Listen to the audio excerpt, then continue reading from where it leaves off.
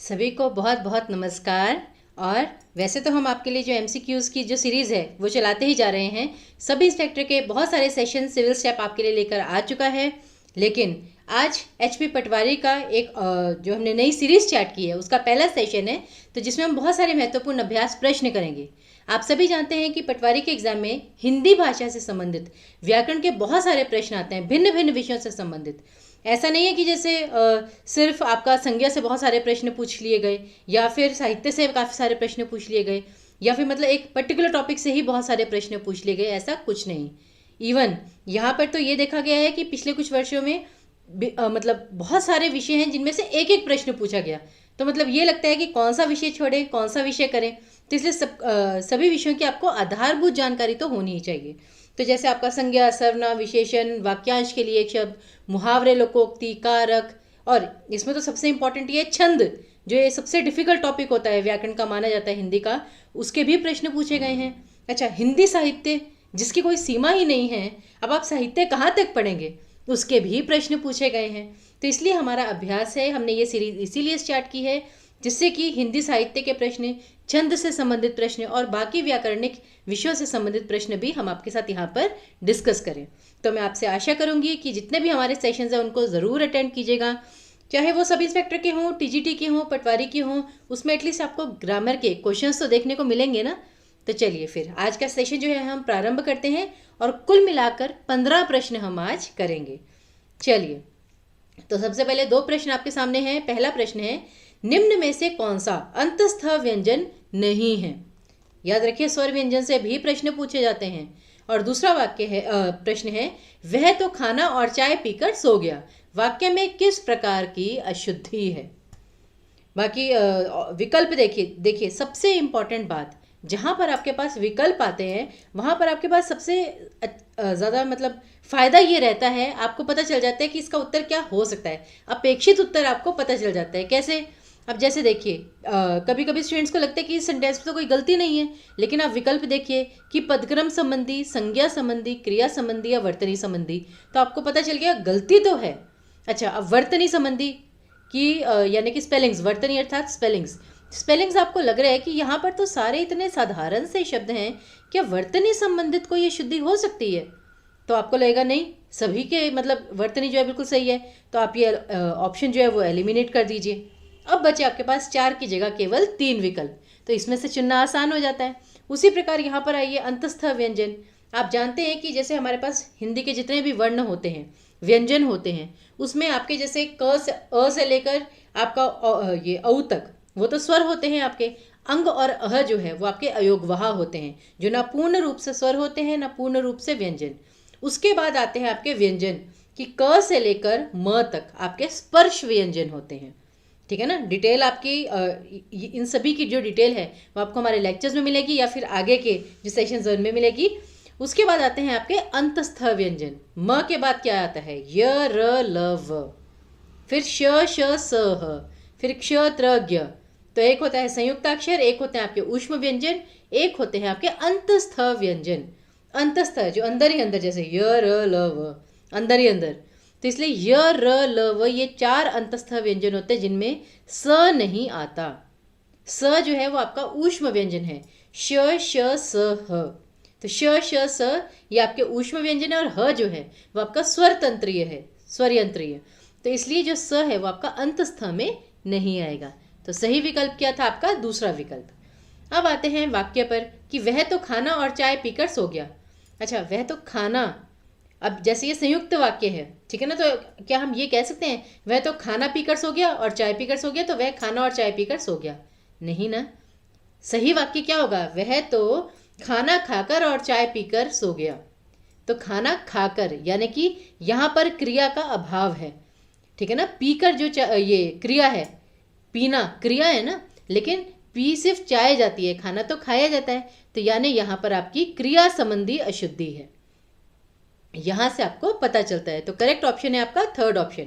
अच्छा, ये संज्ञा संबंधी अशुद्धि तो आप समझ ही सकते हैं, लेकिन पदक्रम संबंधी अशुद्धि क्या होती है? पदक्रम, पद मतलब क्या होता है? पोजीशन, और क्रम कि सही पोजीशन पर शब्द है या नहीं। तो अगर मैं यह कहती कि वह तो खाना खाकर और चाय पीकर गया सो, तो यहाँ पर पद क्रम संबंधी शुद्धि होती, क्योंकि सो शब्द पहले आएगा, गया शब्द बाद में आएगा। तो अगर शब्द आगे पीछे है तो वहां पर हमारी पद क्रम संबंधी अशुद्धि होती है। चलिए 2 प्रश्न हो गए, आगे देखिए। वह जमीन पर गिर पड़ा वाक्य में कौन सा कारक है? फिर पर्यंक शब्द का तद्भव रूप क्या है? और देवेश शब्द में कौन सा समास है? तीनों प्रश्नों के उत्तर फटाफट प्रारंभ कर दीजिए। देखना कि वह जमीन पर गिर पड़ा वाक्य में कौन सा कारक है। कारक का आपको याद होगा, कर्ता ने कर्म को करण से, संप्रदान के लिए अपदान से, संबंध का के की अधिकरण में पर, समोदन है हरे।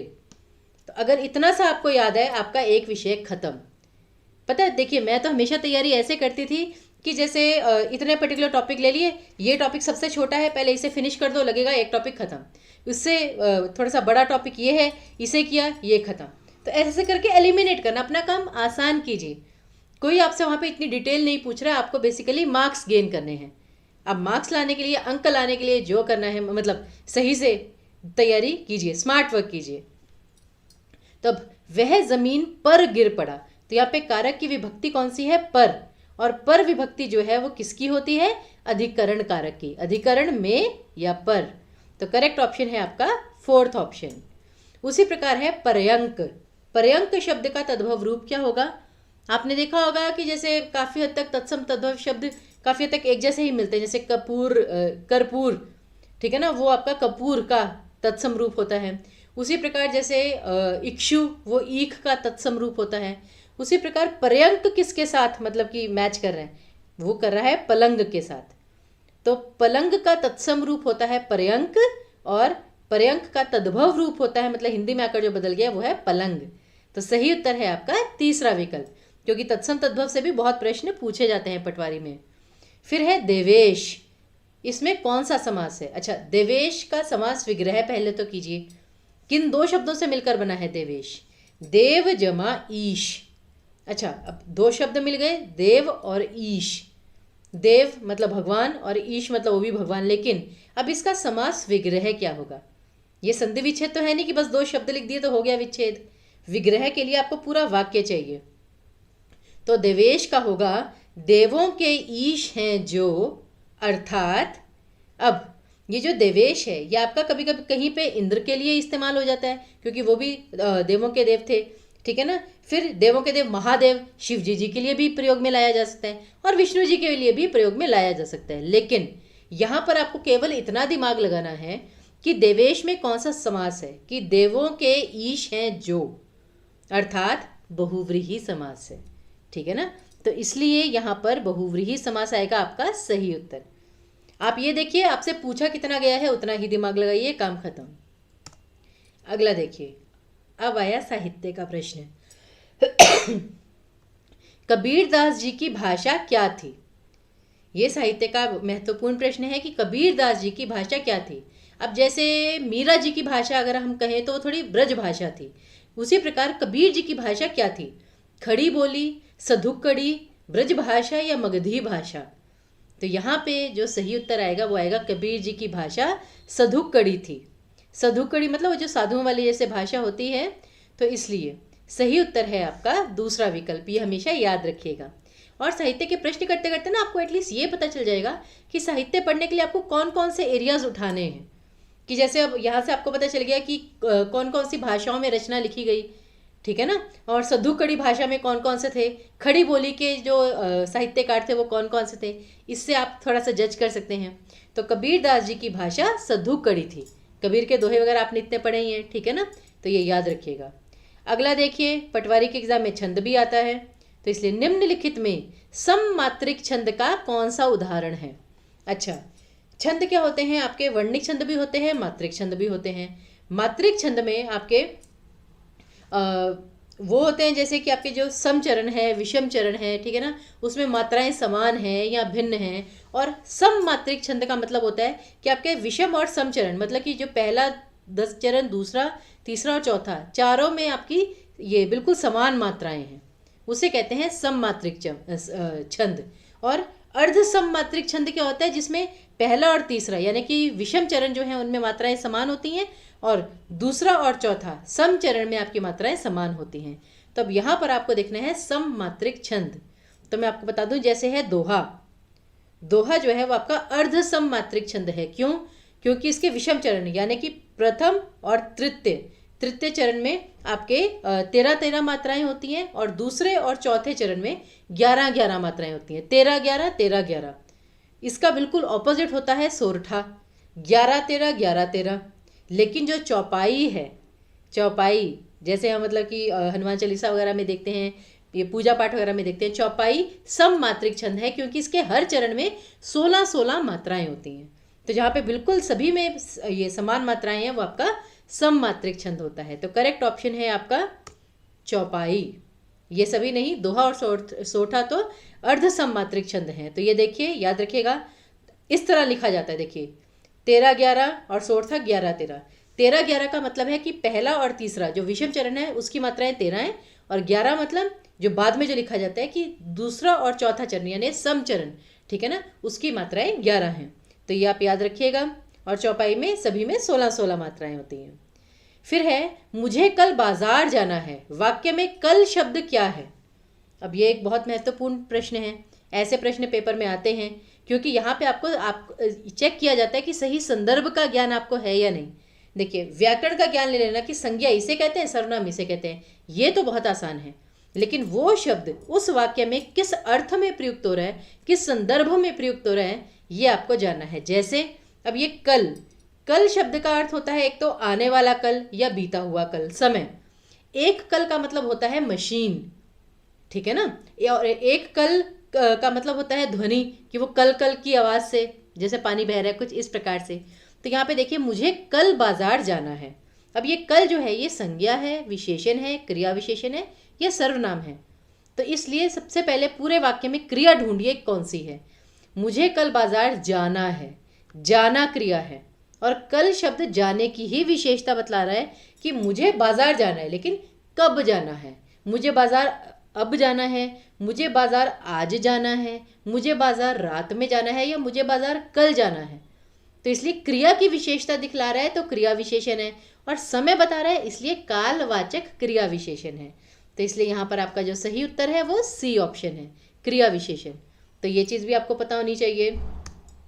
अगला देखिए, किस भाषा को द्रविड़ परिवार की सभी भाषाओं की जननी कहते हैं? चलिए, साहित्य का एक और प्रश्न आ गया। देखिए, भाषा परिवार एक बहुत इंपॉर्टेंट टॉपिक है, इसे पढ़ना बिल्कुल मत भूलिएगा, ठीक है ना, हिंदी साहित्य में। और द्रविड़ भाषा परिवार, द्रविड़ भाषा परिवार कौन सा होता है? जिसमें दक्षिण भारत की भाषाएं जो हैं वो सम्मिलित हैं। और अगर आपको नहीं भी पता, मैं कहती हूँ अगर आपको ये नहीं भी पता कि द्रविड़ परिवार कौन सा है, विकल्प देख लीजिए एक बार, तमिल, तेलुगु, कन्नड़, मलयालम। आई गेस यहीं से आपको पता चल जाना चाहिए द्रविड़ भाषा परिवार का अर्थ है दक्षिण भारत की जो भाषाएं हैं। और इन सभी में भाषाओं की जननी किसे कहा जाता है? जो सबसे पुरानी है वो है आपकी तमिल। याद रखिए, तमिल, तेलुगु, कन्नड़ और मलयालम में शास्त्रीय भाषा, मतलब द्रविड़ परिवार की शास्त्रीय भाषा और सबसे पुरानी भाषा किसे कहा जाता है? तमिल को। तो ये आपको याद रखना है, ये एक महत्वपूर्ण प्रश्न है। और बाकी भाषा परिवार भी भारत के जो है वो पढ़िएगा। फिर है समास की दृष्टि से भिन्न शब्द कौन सा है? इंटरेस्टिंग क्वेश्चन है। सुरासुर, हाथों हाथ, गौरी शंकर, आजकल, इन चारों में से समास की दृष्टि से भिन्न शब्द कौन सा है? लेकिन भिन्न शब्द कौन सा है इसके लिए पहले आपको ये तो पता होना चाहिए इसमें समास कौन सा है। और समास जानने के लिए आपको ये पता होना चाहिए इसका समास विग्रह क्या होना है। तो चलिए एक एक करके करते हैं। सुरासुर, सुर जमा असुर, यानी कि सुर और असुर या सुर या असुर कहने के लिए इसमें द्वंद्व समास है, ये क्लियर है। फिर हाथों हाथ, मैं कहती हूँ ना, मैंने तो ये काम हाथों हाथ निपटा दिया। हाथों हाथ, इसका समास विग्रह क्या होता है? हाथ ही हाथ में, कि मतलब वो काम आया तो, और मैंने हाथों हाथ निपटा दिया वो काम, कि मतलब वो काम आया और बस मैंने निपटा दिया, मतलब उसी वक्त। तो इसमें क्या है आपका, जब भी वैसे ये वर्ड रिपीट होता है, ये आपका अव्ययी भाव समास होता है। दिनों दिन, रातों रात, हाथों हाथ, इस प्रकार से। तो ये इसमें आपका अव्ययी भाव समास है। तो पहले में द्वंद्व था, इसमें अव्ययी भाव है। अगला देखिए, गौरी शंकर। गौरी शंकर ये क्या है? गौरी और शंकर, यानी पार्वती जी और शिव जी। तो इसमें भी आपका द्वंद्व समास है। और अंतिम देख लीजिए, आजकल। तो आजकल का समास विग्रह क्या होगा आपका? आज या कल। मैं कहती हूँ ना कि आजकल तो मतलब बहुत ज़्यादा चल रही है, मतलब मारामारी चल रही है, तो आज या कल। तो इसलिए ये आपका इसमें भी द्वंद्व समास ही है। तो इसलिए समास की दृष्टि से सबसे भिन्न शब्द कौन सा हुआ? दूसरा विकल्प, क्योंकि इसमें अव्ययी भाव समास था। तो ध्यान रखिएगा, बहुत सारे शब्द हैं। अब क्या होता है ना, ऐसे शब्दों से आपको समास का ज्ञान होता रहता है। इनका समास विग्रह क्या है, इसमें कौन सा समास होता है, तो हर चीज़ को थोड़ा व्यापक तरीके से लेने का प्रयास कीजिए। अगला है संधि की दृष्टि से भिन्न शब्द कौन सा है। चलिए, इसमें आपको 4 नए शब्दों की संधि विच्छेद पता चल जाएगा। कोणार्क, लज्जाभाव, गिरीन्द्र और अत्यावश्यक। तो देखिए, सबसे पहले कोणार्क। कोणार्क किन 2 शब्दों से मिलकर बना है? कोण, जैसे होता है ना, कोण मतलब क्या होता है? कोना, जैसे समकोण, जैसे स्क्वायर है, उसमें सभी कोण जो होते हैं, सभी एंगल वो समान होते हैं। त्रिकोण, जिसमें 3 एंगल होते हैं, ट्रायंगल, ठीक है ना। तो इसलिए कोण जमा अर्क, कोणार्क। तो इसलिए कोण जमा अर्क और अ जमा अ मिलकर आ बना है, तो दीर्घ स्वर संधि। तो इसमें आपकी दीर्घ स्वर संधि है। अच्छा, अब ये देखिए, लज्जा भाव, और मैं गारंटी देती हूँ स्टूडेंट्स इसको देखते ही 2 शब्द बोलेंगे, लज्जा और भाव, लज्जा जमा भाव। लेकिन क्या इसमें कोई संधि हुई है? ना इसमें स्वर संधि हुई है, ना इसमें व्यंजन संधि हुई है। अब ये मत कहिएगा कि इसमें विसर्ग संधि हो गई है, क्योंकि जैसे मैंने बताया था कि रजकण, कि रजह जमा कण, लेकिन इसमें वो नहीं है। इसमें यह है लज्जा भाव, यानी लज्जा जमा अभाव, लज्जा का अभाव। तो लज्जा जमा अभाव, आ जमा अ मिलकर भी आ ही बनेंगे, तो इसलिए इसमें भी दीर्घ स्वर संधि है। लज्जा भाव, लज्जा जमा अभाव। फिर आता है तीसरा, गिरीन्द्र। गिरीन्द्र में क्या होता है? एक तो इंद्र हो गया, एक गिरी, कि गिरी जमा इंद्र, गिरीन्द्र। तो इसमें भी आपकी दीर्घ स्वर संधि है, कि छोटी ई जमा छोटी ई मिलकर बनी बड़ी ई। लेकिन अंतिम जो है अत्यावश्यक, इसमें 2 शब्द कौन से हैं? अति जमा आवश्यक, और ई का य बन गया, ई और अ मिलकर य बन गए, तो अति जमा आवश्यक, अत्यावश्यक, य। तो ये आपकी यण संधि का उदाहरण है। तो पहले 3 शब्द जो थे वो थे दीर्घ स्वर संधि के उदाहरण, और चौथा जो था वो था आपका यण संधि का उदाहरण। थे सारे स्वर संधि के ही, तो इसलिए जो सबसे भिन्न है वो है आपका चौथा विकल्प। अगला देखिए, कौन सा अविकारी शब्द है? अच्छा, अब अविकारी शब्द क्या होते हैं? विकार आना मतलब कि परिवर्तन आना, विकार आना मतलब परिवर्तन आना। और विकारी शब्द 4 प्रकार के होते हैं, संज्ञा, सर्वनाम, विशेषण और क्रिया। ये चारों जो कैटेगरीज हैं वो विकारी शब्दों के अंतर्गत आती हैं। और अविकारी शब्द कौन से होते हैं? जिन्हें हम अव्ययी भी कहते हैं, जो किसी भी स्थिति में बदलते नहीं हैं, जो लिंग के आधार पर नहीं बदलते, वचन के आधार पर नहीं बदलते, कारक के आधार पर नहीं बदलते, किसी आधार पर नहीं बदलते, उन्हें हम अविकारी शब्द कहते हैं। जैसे आपके क्रिया विशेषण, समुच्चय बोधक, संबंध बोधक, विस्मयादि बोधक, निपात शब्द, वो आपके अविकारी के अंतर्गत आते हैं। तो अब यहाँ पर ये चारों शब्द देखिए ज़रा। उन्होंने यहाँ खाना श्याम, तो सबसे पहले तो आ गया श्याम, ये आपका संज्ञा है, विकारी हुआ, इसे कट कर दीजिए। खाना, अब ये मतलब जैसे कि क्रिया भी हो सकती है, संज्ञा भी, लेकिन दोनों ही विकारी शब्द हैं, तो हमें टेंशन वाली कोई बात नहीं है, तो ये भी काट दीजिए। अब उन्होंने यह काम किया, उन्होंने, तो ये किसी व्यक्ति के लिए किया गया है, संज्ञा के स्थान पर इस्तेमाल किया गया है, तो ये सर्वनाम शब्द है, ठीक है ना। तो इसलिए ये भी आपका विकारी शब्द के ही अंतर्गत आता है, तो ये भी काट दीजिए।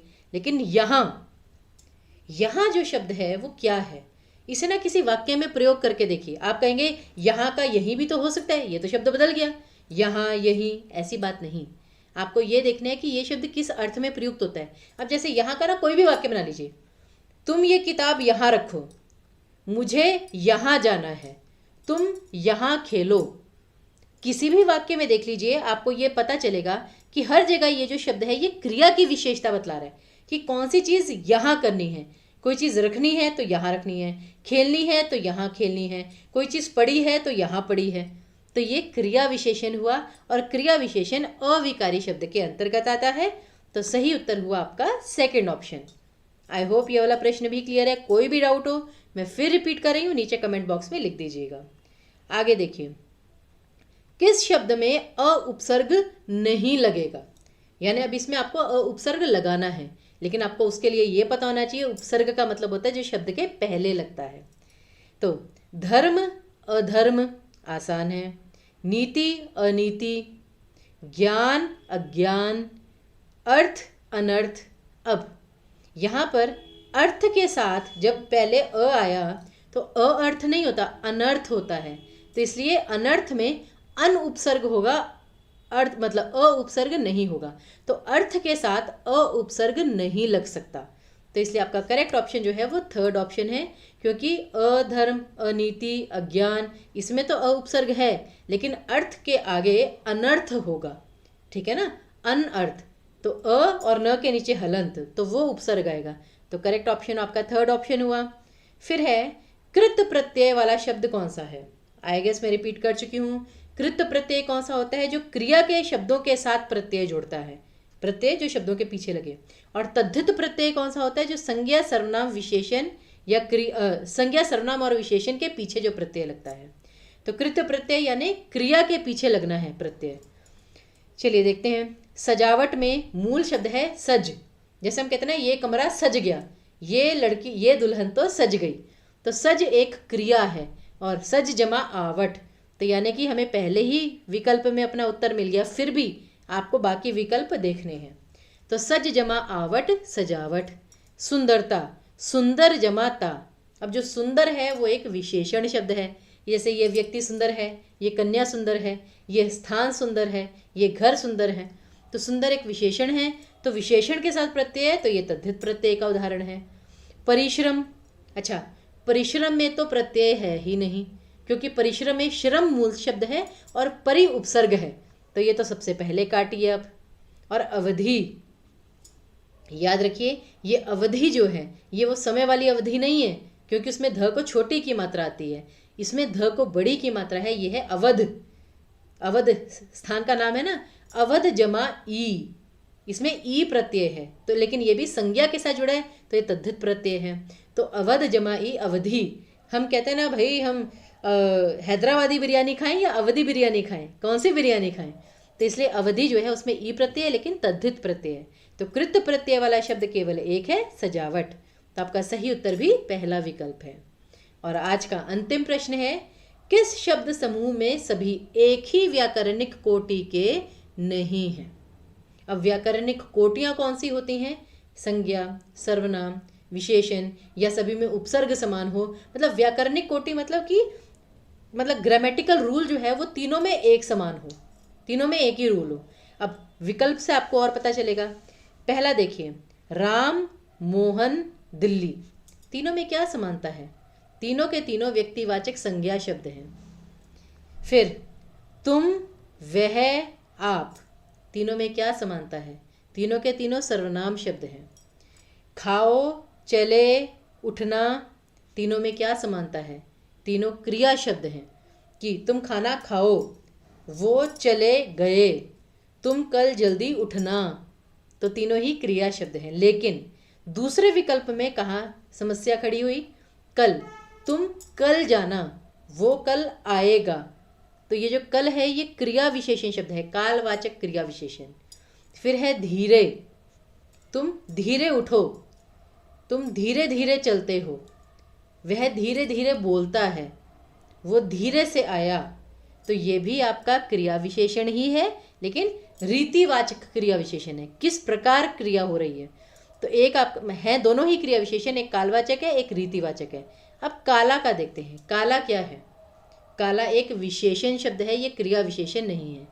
काला काला बिस्तर, काला कपड़ा, काला रंग, काला आकाश, कुछ भी हो सकता है काला, ठीक है ना। तुम्हारा मन काला है, तो काला जो है वो एक सिंपल विशेषण शब्द है, क्रिया विशेषण नहीं है। तो इसलिए जो सबसे भिन्न है वो आपका दूसरा विकल्प है, क्योंकि इसमें तीनों एक जैसे नहीं थे, दो क्रिया विशेषण थे और एक विशेषण था। तो व्याकरणिक कोटि, बाई चांस कभी ऐसा प्रश्न आ जाए तो याद रखिए व्याकरणिक कोटियां मतलब कि तीनों जैसे एक ही कैटेगरी को बिलोंग करें, कि जैसे तीनों संज्ञा हैं या तीनों सर्वनाम हैं, कुछ इस प्रकार से। तो ऐसे प्रश्न भी पेपर में पूछे जा सकते हैं, तो आपको तैयार रहना है। तो हमने कुल मिलाकर आज 15 प्रश्न किए हैं। चाहे मैंने जल्दी जल्दी डिस्कस किए, लेकिन आप हर प्रश्न को अच्छे से समझिए, उसका तर्क समझिए, उसका नियम समझिए। नहीं समझ में आता है तो हमसे पूछिए, हम यहाँ आपकी समस्या सुलझाने के लिए ही हैं। चलिए, तो इसी के साथ हमारा जो सेशन है वो यहीं पर समाप्त होता है। मैं आशा करती हूँ आप आगे भी हमारे साथ जुड़े रहेंगे, क्योंकि MCQs की सीरीज़ भी रेगुलरली चल रही है और साइड में HP एलाइड और नायब तहसीलदार के हमारे सेशंस भी चल रहे हैं, जिसमें हम ग्रामर के भी क्वेश्चन करवाते हैं, साथ ही साथ निबंध की प्रैक्टिस भी करवाते हैं और व्याख्या की प्रैक्टिस भी करवाते हैं। तो इसलिए हिंदी के तो काफ़ी सेशन चल ही रहे हैं, मुख्य बात है कि आपको हमारे साथ जुड़ना है। तो तब तक के लिए हमें विदा दीजिए, अपने स्वास्थ्य का ध्यान रखिए। धन्यवाद।